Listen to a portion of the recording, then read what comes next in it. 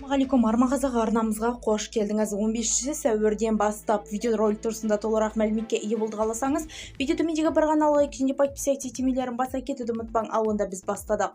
15 сәуірден бастап мобильді аудармалармен байланысты жаңа ережелер күшіне енеді. 15 сәуірден бастап Қазақстан банктері мобильді айырбастау және аударымдар туралы мәлімдемелерді салық органдарының жолдай бастайды. Жаңа талап аясында қаржы ұйымдары 2026 жылы 1-тоқсаны бойынша барлық мобильді аудару жөніндегі ақпараттар ұсынуға міндеттелді. Бұл туралы қаржы вице-министрі Ержан Біржанов мәлімдеді деп хабарлайды dalanews.kz порталы.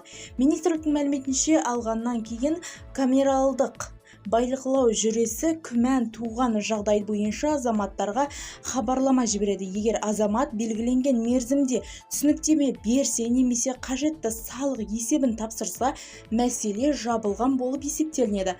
Ведомство өкілдерінің айтуынша, жеке мақсаттардағы ақша аударымдарының кәсіпкерлік табыс ретінде қарастырылмайды, яғни туған күн, той томалақ немесе басқа да отбасылық шаралар кезінде жақындардың түскен қаражат салықтық тексеруге негіз болмайды.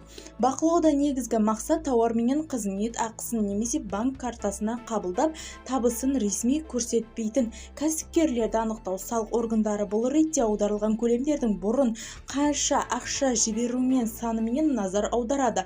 Егер бір ай ішінде шоқтан 100-ден астам әртүрлі адамның ақша түсіп, бұл жағдай 3 ай қайтарынан қайтарланса, бұл жалпы сома 1.020.000 теңгеден асса, мұндай операциялар тексеруге үлгеруі мүмкін. Бір адам күніне бірнеше рет ақша аударған күннің өзінде ол бір ғана жіберуші ретінде есептелінеді. Сонымен қатар, жеке кәсіпкер ретінде тіркеліп азаматтардың жеке шоттарына қажет болған жағдайда тексеру мүмкін. Ескертуге жасап жауап бермеген жағдайда азаматтар айыппұл салығына ықтимал, оның көлемі төленбеген салықтың 200%-на дейін жетуі мүмкін. Ал хабарнама алған азаматтардың жауап беру үшін 30 жұмыс күні беріледі. Осы уақыт ішінде олар аударымдардың жеке мақсатқа байланысты болғанын дәлелдеу немесе тиісті салықтарды төлеп, қызметін заңдастыру қажет. Егер талап орындалмаса, банк шоттары шектеу қойылуы мүмкін. Бізді тамашалауды жалғастырыңыз, сау саламат болыңыз.